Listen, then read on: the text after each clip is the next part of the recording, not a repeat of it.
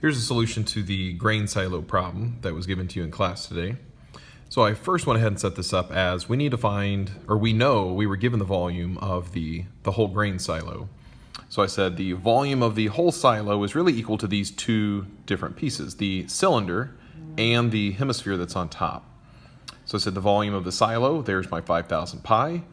The cylinder, I just went and used the formula here, and this is a full cylinder, so pi r squared times height, plus the volume of a hemisphere is half of our 4/3 pi r cubed. Now, we've got two variables going on here. We've got radius, which is used in both shapes, and the radius of the cylinder and the hemisphere are the same radius, so we get to use the same radius there. And then we've got height. But we can't really solve this equation when we have two variables. So the other piece of information given in the problem was that the circumference, the distance around the silo, is 20 pi. So I set that up over here, maybe, there we go. So I said the circumference is equal to pi times diameter. The circumference is 20 pi, which is pi times diameter. So if I divided both sides by pi, then I get that the diameter is equal to 20, which means the radius is equal to 10. And it's that radius number that I get to use up here in my cylinder and my hemisphere.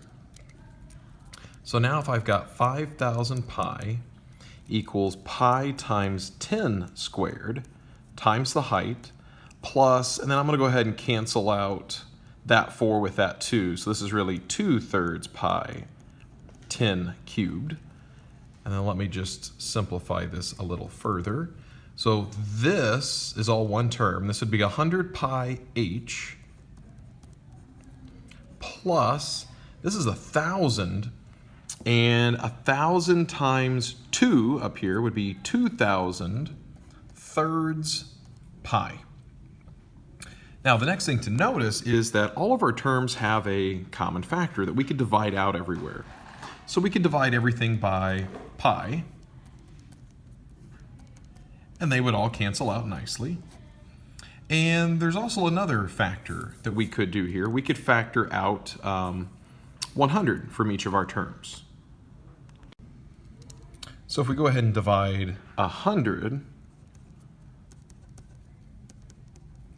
then really these are going to cancel out and we're left with 50 here.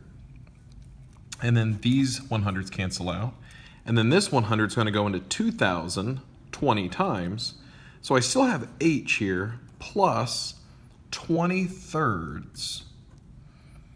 So I'm going to rewrite 50 in terms of thirds, and that would be, what, 150 thirds is equal to h plus 20 thirds. Subtract the 20 thirds over to our 150 thirds, and we have 130 thirds left over for the height. And that's where typically people go, hey, they asked in the problem, what is the height of the entire silo? And the height is 130 thirds. But this height isn't the height of the silo. It's the height of the cylinder only. So we know then from here all the way down to the ground, from there to there is 130 thirds. We still need to figure out what's the height of the hemisphere up here. And if you think about it, the height of the hemisphere is really the same as the radius of the hemisphere. And the radius was 10. So we still need to add on another 10, which I'm going to write as 30 thirds so that I can easily add these two together.